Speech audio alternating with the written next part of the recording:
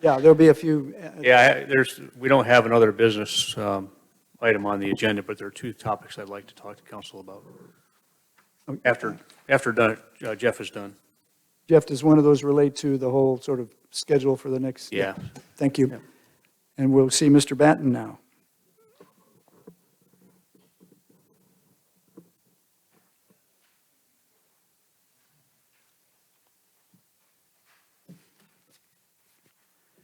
Okay. Welcome back, Jeff. Thank and, you. Happy striping. It What's got that? done, all the striping got Yeah, we done. did, we did. Paving, striping, everything. We had considered this one time, I think, before, at least maybe it's come to our attention to talk about this. This is a concept of converting some angled parking downtown into parallel parking. Specifically to get you oriented, the bottom of the page, the brown roof there, that's the Magnolia Inn. And then up to the left where it says Ritter Road, that's where you cross the street to go to the spa. Okay? So we're talking about south on this map, the way the map is oriented, side of Chinquapin Road. Again, there's currently angled parking. The areas that you see up there that are kind of further to Ritter Road, where it's highlighted in a darker color, is the primary area I want to talk about. And that is where we currently have 7 angled parking. And it abuts very close to the sidewalk there. We have tire stops that are there to designate the parking spaces. But other than that, they're not marked, they're gravel. And the tire stops actually serve as the designated parking spot. This is a concept that was mentioned in our downtown amenity plan to look at converting those angled spaces to parallel parking spaces. And so I wanted to show you this concept and get your direction on whether this is something you wish to pursue or not. The angled parking, as I said, currently has 7 spaces. This would reduce it to 4 parallel, so we would lose 3 spaces up in this location. And then the area that is closer to the Magnolia Inn, that's the lighter colored section there, the real light gray, is currently where we have 3 parallel parking spaces today that are gravel. And they're right off of the Magnolia Inn, side of the Magnolia Inn, kind of by their patio too. If we were to organize the parking there, and that organizing means paving it, brick curbing, paving, all of that kind of treatment on both of these parking areas, we have the capability of adding a couple additional golf cart parking spaces. So looking at the darker colored spaces to the left, we would lose the 3 car parking spaces, right, going from angled to parallel. Looking on the right, that section there, we already have 3, so we're not losing anything, but there's enough room to also add 2 golf cart parking spaces there. On the left, my left side, again, going to the darker area, the very first parking bay that is closest to Ritter Road also shows 2 golf cart parking spaces in that little hatched area there. I'm not sure that there's any value to those 2 spaces based on where they're located, but I do think there's value to the ones that would be added beside the Magnolia Inn, where we would, if we brick curbing up on the left side, the right side already has brick curbing as it is today. The spaces beside Magnolia Inn are already bricked as far as the curbing. And we were to pave and stripe these appropriately, then we could, in theory, get 2 more cart parking spaces there without golf cart without losing anything on that right-hand side. So we start out with 3 parallel spaces today. We would continue with 3 parallel spaces if this is done, but we would have the capability of striping 2 additional golf cart parking spaces. Again, up on the left side, we would lose the 3 car parking spaces. There is room to put 2 golf cart parking spaces up in that section, but I'm not sure there's a lot of value in doing that. It may be a little tight, and they're kind of removed from downtown. It is a concept that could be considered there. Along with this movement from angled to parallel, we would open up the capabilities of doing some enhanced landscaping between the sidewalk and the parking area up through that section.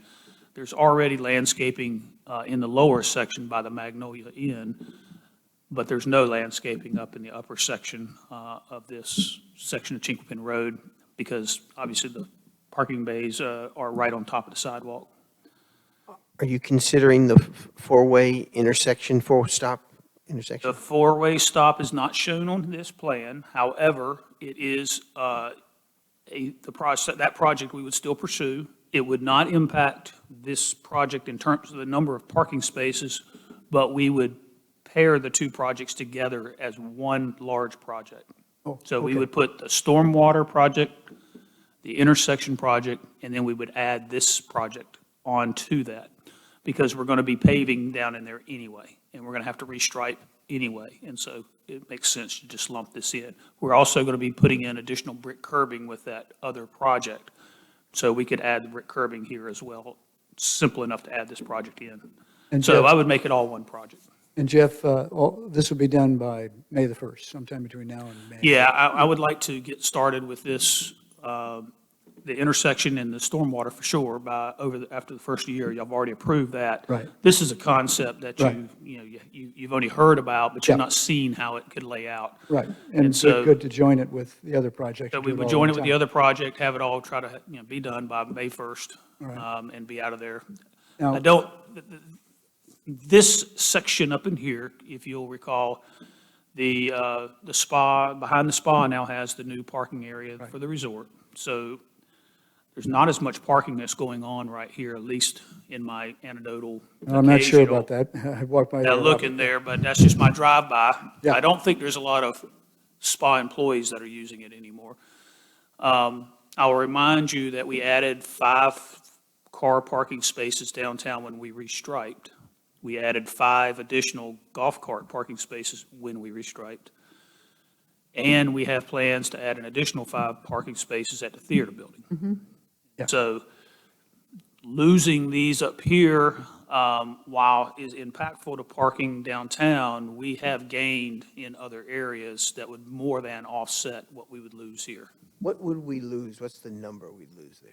Okay, so 3. if it's 3 car parking spaces, we have the capability of adding back 4 golf cart parking spaces in this same section. Okay. Again, I'm not so sure that the 2 spaces up closer to Ritter Road are as valuable. I think the 2 down by Magnolia are good locations for golf cart parking. I just don't know I don't know if there'd be a lot of use of the ones up there closer to Ritter Road or not. There may be. Where the I like, go ahead, Lydia. all of this is gravel. And As it now is we today. pave. And in looking at this, and to me, this now seems like a no-brainer, because I kept trying to find a way to make the diagonal parking work, and cars were different sizes, and to me, this looks more streamlined. To me, it's just a cleaner look Yeah. along that part of town. It would definitely clean up and blend landscaping, brick curbing, parking all the way Yeah. from the spa down into town. Aesthetically, it's more pleasing. It's also, if you'll recall, this was a location where we were going to install the bollards, lighting, low-level lighting from the, Yes. I say low-level, but it's bollard lighting, down this section through here to lead people visually from the Yep. from the hotel into town. So it's an enhancement that I think is worth pursuing Yeah. personally. Oh, I agree. Now, We would still do the bollards then? Yes, I've actually had a meeting with the electrician yesterday down there, looking at that. Okay. And he suggested that we do the bollards at the same time we do this, but we go ahead and pursue, he's going to give me a price on doing bollards down Dogwood, because that would not be impacted by any work there. I like the idea, going to parallel. I don't think we need the 2 golf cart spaces, as you said, up to the left there. I think, though, we should consider not paving, but leaving the sand surface there. It doesn't erode, it's hard as a rock. And to leave that, is in the direction of what we're trying to do in other parts of the village with sand walkways and this, although these are parking spaces, I fully realize. My reasoning for disagreeing on that is we cannot mark the dirt.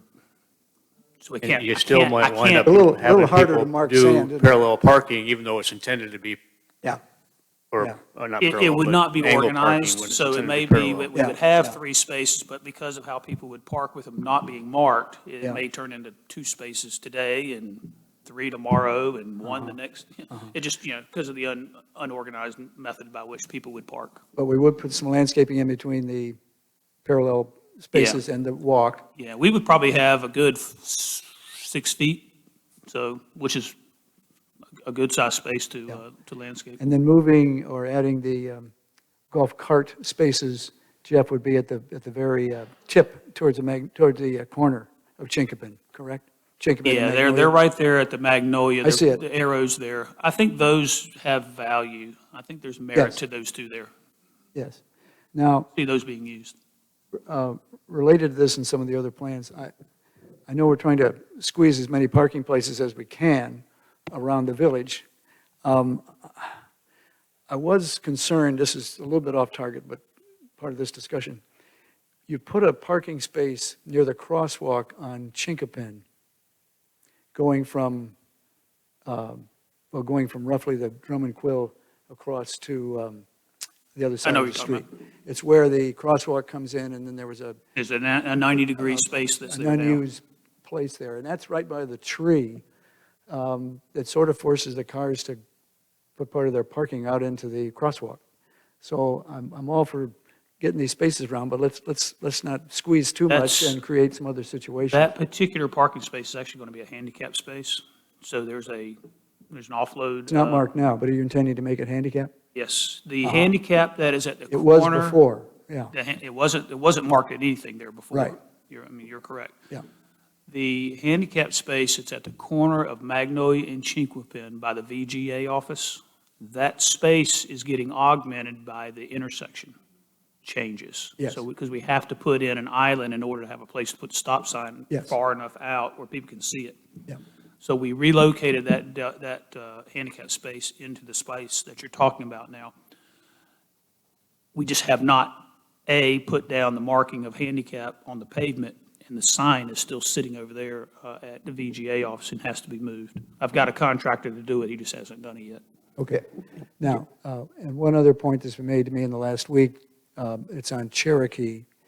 We've taken off 2 handicap parking locations on Cherokee on the Outpost Roast Office side of the street. I'm told there were 2 there, or maybe 1 on each side of the road.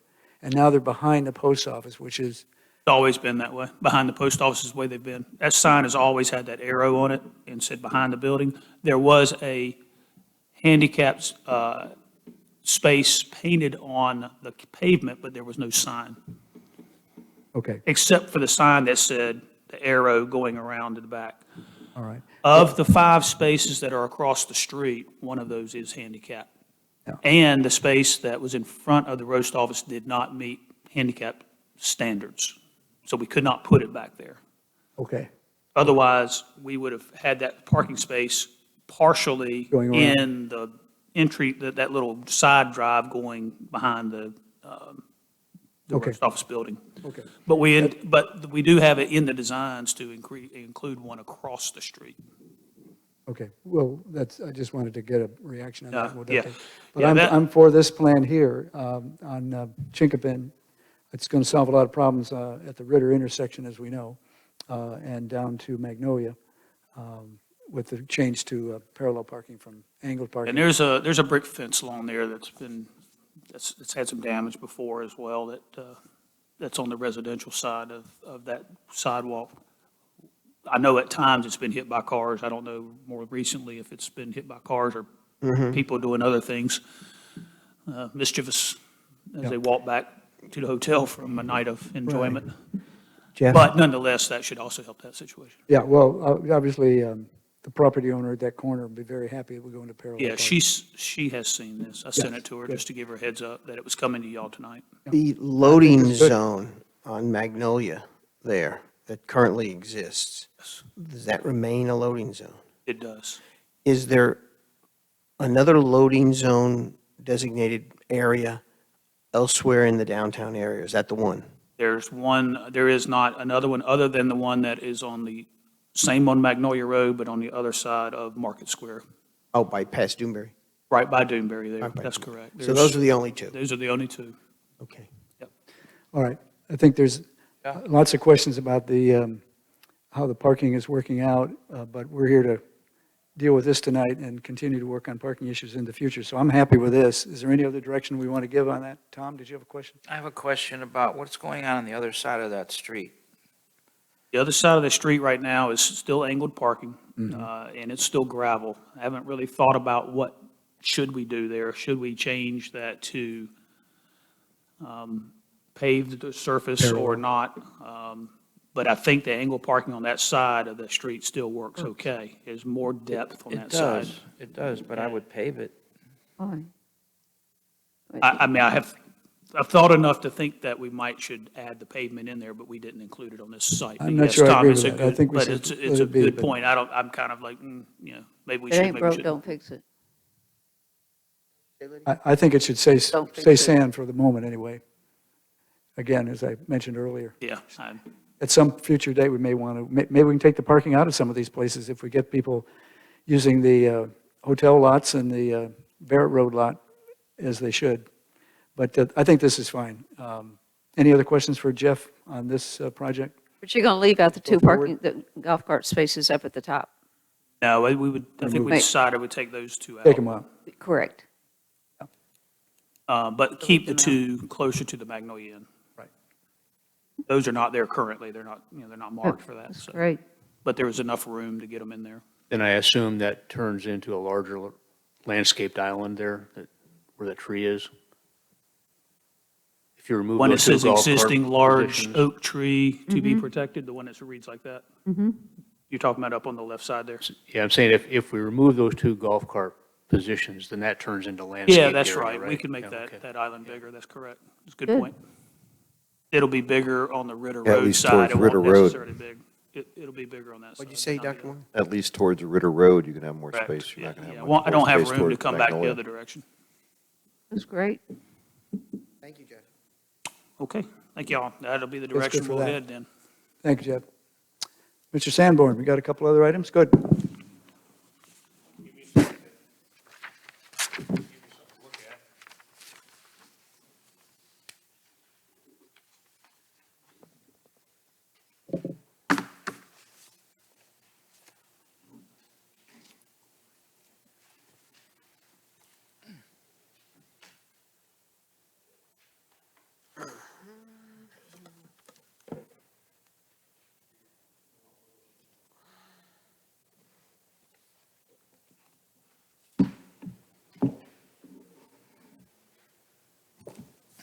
Okay, I think everybody's aware that, in the aftermath of the election, we've been juggling a lot of schedules, trying to make everything work based on when everybody's available to accomplish this transition. So I wanted to kind of update you on where we stand with that. It looks like we're pretty solid now.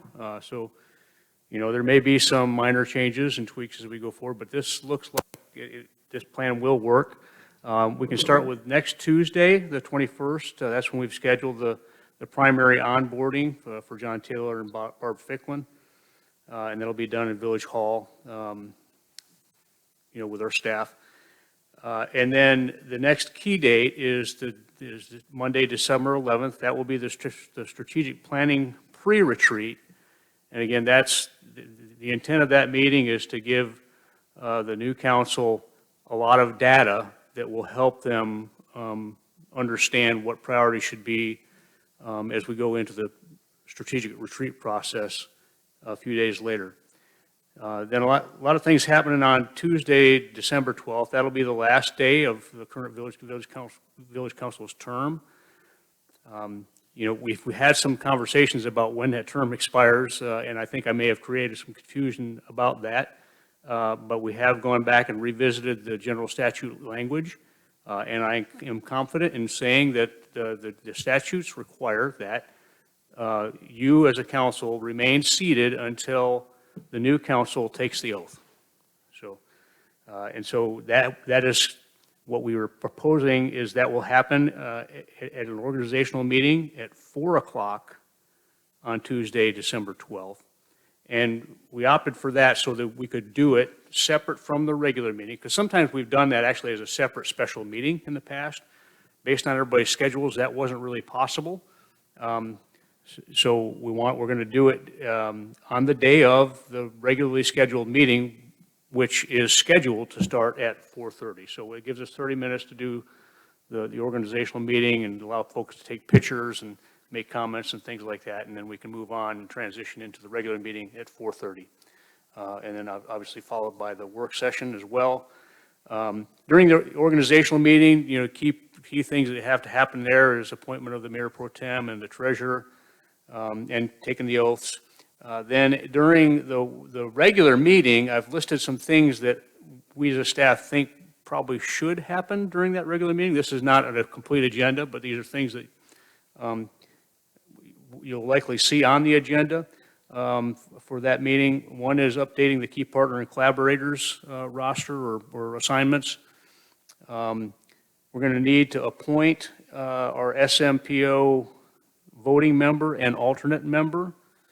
Going to need to appoint the Central Pines Council of Governments voting member and alternate member, and hopefully adopt the calendar year 2024 meeting schedule, so that we can get that out and published and everybody understands what the meeting's schedule is going to look like. Yeah, Pat? just one suggestion on that calendar year meeting schedule. If you could send out the draft now, people could do their calendar checking rather than waiting to that day to sort of. Yeah, I mean, we can get it out. That's Yeah, right. You can yeah. stamp draft on it, but then everybody can look at their calendar and Yeah. be sure if there's something, we can get to you right away. Right. I mean, I'm betting So on the usual Tuesdays, but I want to see what you guys Barring say. any input, the recommendation is going to follow the same methodology we have for the, past several years. So it's Sure, particularly for new members, though, if Yeah. you could get that. second and fourth Tuesday of every month, except for it's August not. and November and I got December. Yeah. Okay. I think there's very little wiggle room for you too, Jeff, from this point. To make any further changes would be pretty difficult for those of the new council and all. So I'm just saying, I Well, endorse. on this Yeah, calendar, I endorse there's- this calendar. I yeah, think it ought this to is- I mean, be it's not- followed. And it's not perfect, and I'll get to that, but, so then, on Friday, December 15th is day one of our strategic planning retreat, and it'll be done here as always. And then the following Monday, the 18th, would be day two. And the unfortunate reality on that one is John will be out of town. John Taylor will be out of town. And so we're going to have to include him by Zoom, but he said he will be available to do it by Zoom that day. So What day was that, the 15th? Or, the 18th. oh, the 18th? Oh, As Yeah. is always the case, we try to get as much done on day one as possible. And there have been years in the past where we really haven't had a lot to do on day two, and so maybe it will be inconsequential, but that really depends on, questions and, Yeah, because Dialogue. day two, we tentatively have the NAC meeting scheduled at 3. there is no NAC meeting in December. Then great, we solved that We, schedule we, issue. we noticed that same problem on our calendars today, too. Okay, thank you. Done. No problem. Thank you. Jeff, I can think of one thing that, I would think of one thing that the new council would, I think, want to consider on the 12th after being sworn in. And that had to do with the selection process for the council seat to be filled. Do you want to Well, consider? that's actually the second topic Fine. I want to talk to Good, you about. 'cause we had- yeah, go ahead. Yeah, please. Because the reality is, we are going to have to fill another vacancy. And as I described to you in an email correspondence earlier this week, that process rightfully belongs to the next council, from start to finish. And, you know, if we know that the next council is going to be comfortable with following the same procedure that's defined in the current council policy for how to go about that, then, you know, maybe there's no harm in starting the solicitation for applications ahead of time. Well, we've got two members of the next council here right now, and I've got no problem with that. Do you have any No, problem? I have none either. So I think we can go ahead and start moving What that. would be the deadline Yeah. for applications to Applications. be accepted? What did we do last time? Was it 2 weeks or? It was It was a very couple of short. weeks, you know, and there's no reason we can't make it longer. Got the holidays. I think 2 weeks is fine. But if, you know, I think I another know we've council heard needs from to John see. Taylor, he said he's in favor of starting now. Yeah, I'm fine with it. But if you do it, Are you okay with that as well, Barb? Yeah, okay.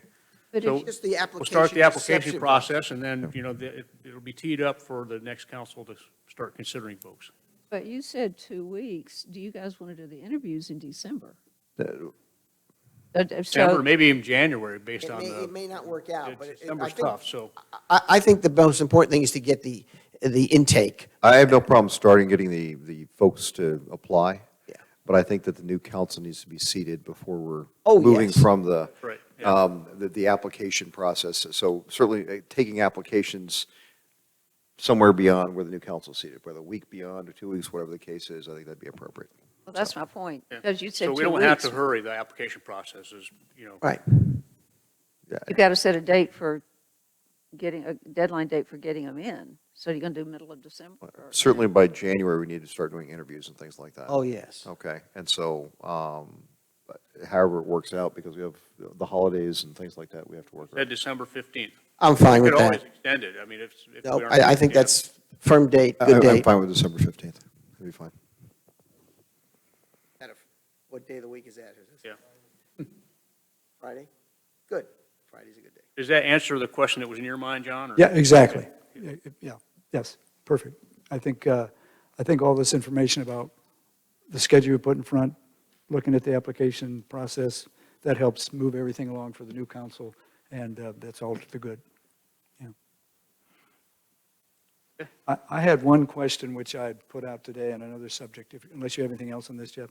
I'd sent around this notice I got about the speed sign that I thought would be a very good, helpful solution for the traffic circle. And we talked about speed reduction. Pat, you weren't so encouraged about going back to DOT on that, but I know it was on our list of key Was. items to do, but I had lost track of whether they were pursuing the speed reduction through signs or something else, other than the bollards and the signage changes themselves. But to me, the traffic reduction, or calming as some call it, is the most obvious, simple, efficient way to try to improve the traffic flow. I think it's a good idea. I just think I'd like to see them deliver something before I put something else on their plate. I just want to know if it's still on their That's- plate. Yeah, no, I hope I it is. just think that And this is something we might they've told wanna us do. for several months they've ordered this and so forth. We haven't seen it yet. Yep, I agree. Let's see a deliverable, and then let's go on to the next request. I encourage more engagement with NCDOT also, because their ideas may be a little different than yours as to the efficacy of some of that. I'm sorry, the what on the? Their ideas on the efficacy of that may be a little different than yours. So I think it's worthwhile in listening to them, talking to what they have, what's new out there. I think we can improve our engagement with NCDOT and our communication Sure. with this village. Sure. Jeff Samwer, have they said anything about that, the speed or reduction at all, or is it strictly the bollards and the sign? My recollection of the conversation that took place when you and Patrick and I engaged them last spring? April. This summer? Yeah. Was that they were receptive to the notion of of a speed limit reduction in the circle. Yeah. They were concerned about enforcement. Which will be up to us. This is that, Yeah, yin and yang. it's the same problem we have when we discuss possibilities of speed limit reductions everywhere. At the Yeah. end of the day, people drive at a speed that they feel safe at. And when you just drive speed limits down, all you're doing is decreasing the buy-in that the general public has with the system. And my understanding when I engaged with NCDOT, I think on October 8th this year, was that reducing the speed may reduce the accidents that are there, but it will not increase the throughput of traffic through there. And so there is a safety issue type of stuff that is improving with that. It's kind of a bet. I mean, so I think what's in people's mind is that if you slow down the traffic in a circle, then people will feel more comfortable merging into tighter spots, right? And that, logically, that makes a lot of sense. But from a throughput standpoint, if you drop the speed limit by 25%, you got to get 25% more cars in the circle at the same time just to make up the difference. So is it going to have a big impact? Will it have a positive impact? We don't know. Well, I think it'll be taken up in the future as with more engagement with DOT on the whole issue, so that's fine. Yeah. That's all I had. Any other questions or future business topics to put forward to the staff to be preparing? Okay. Any other comments? Then is there a motion to adjourn the work session, please? I move to adjourn the work session. I second it. That's a motion by Jeff Morgan, a second by Pat Pizzella to adjourn the work session of November 14th. All in favor, say aye. Aye. All opposed? Hearing none, the motion carries. Good night, everybody.